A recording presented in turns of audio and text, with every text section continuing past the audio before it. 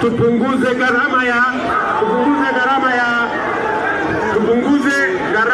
This is how President William Ruto's bodyguards were caught off guard in Kehancha. Wachana na wananchi. It was supposed to be just another day in President William Ruto's mobile state house tour, a presidential safari complete with speeches on sun-scorched rooftops.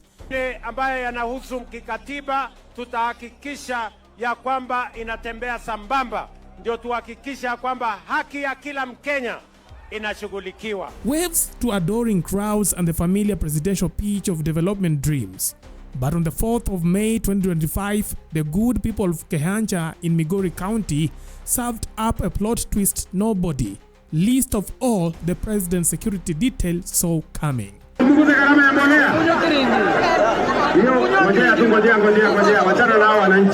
Ruto, ever the agile orator, climbs atop his campaign-hardened SUV like a man born to balance on bonnets. The crowd cheers, phones rise, claps ring through the air.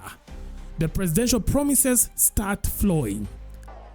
Mimi najua ya kwamba bado tuko na kazi kubwa ya kufanya hapa kwenu, na tumekubaliana ya kwamba wakati tunaendesha taifa la Kenya mbele, lazima Kuria iwe katikati ya hiyo maendeleo. Tumekubaliana jameni? Until a rogue projectile slices the air and lands history's most unexpected handshake with the president's arm.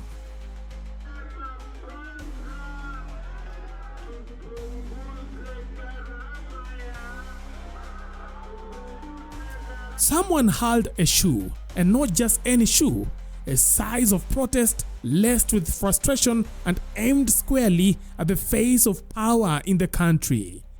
Sehemu hii tulisema kwanza tupunguze gharama ya kumbe upende Kehancha nao watano wewe ni wa sita wa saba waroriondo wanane alikufa watiza moto.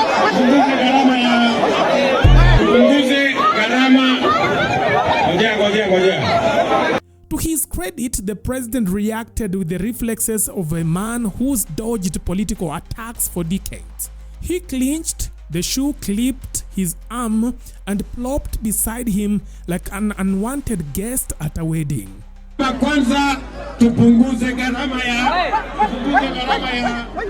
where were the elite men in black, the president's human shield of highly trained, hyper-alert bodyguards? The ones trained to intercept bullets, not miss boots.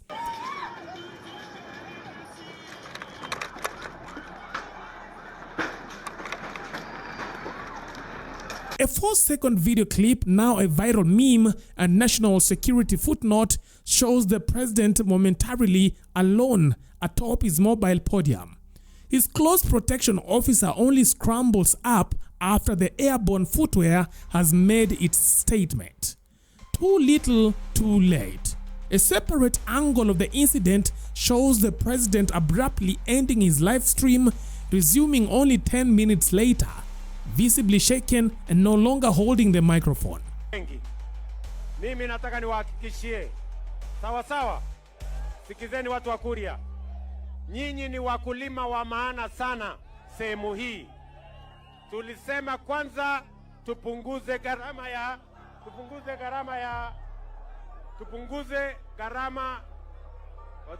Ngojea.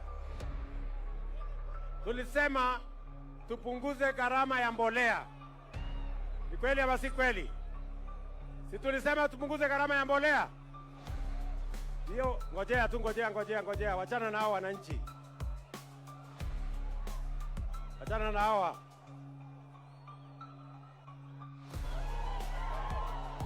Wachana na hawa.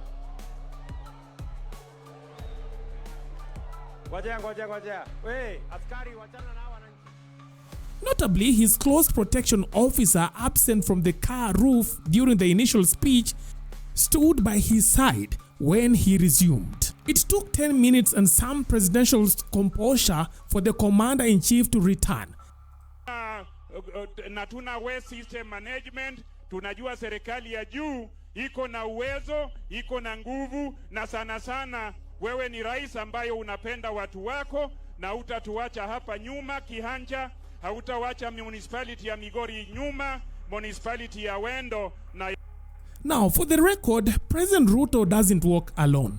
The man is typically encased in more security layers than a Russian nesting doll.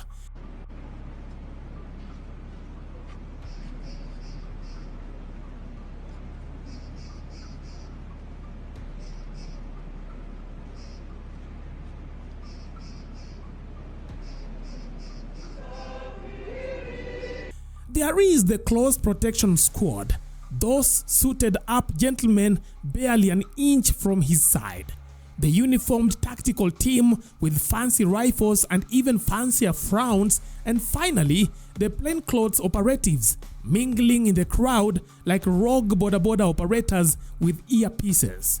So, how did a disgruntled civilian get close enough to hurl a shoe at the most protected man in the country? Why was the president alone on the roof of the car? A scenario his close protection unit should not have overlooked. And if a shoe got past 3 rings of elite security, what happens if the next object isn't made of a rubber but a lethal object?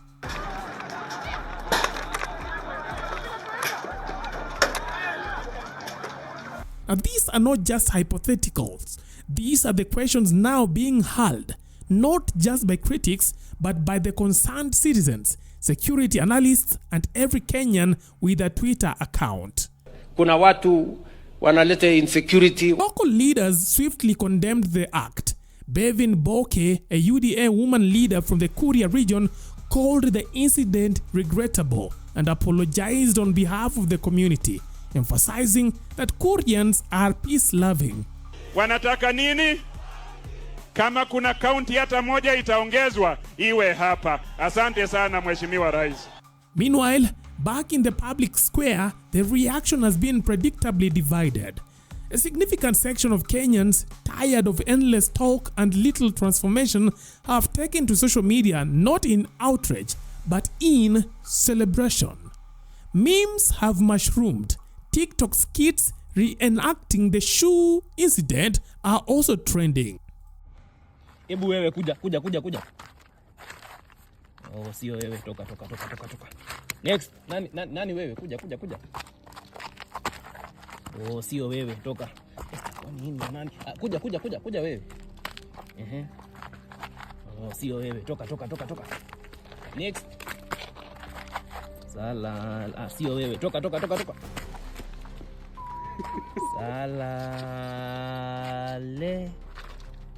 Salale. Hebu nitie Faruka. Tumetenga viatu milioni 1. Kwanza tupunguze gharama.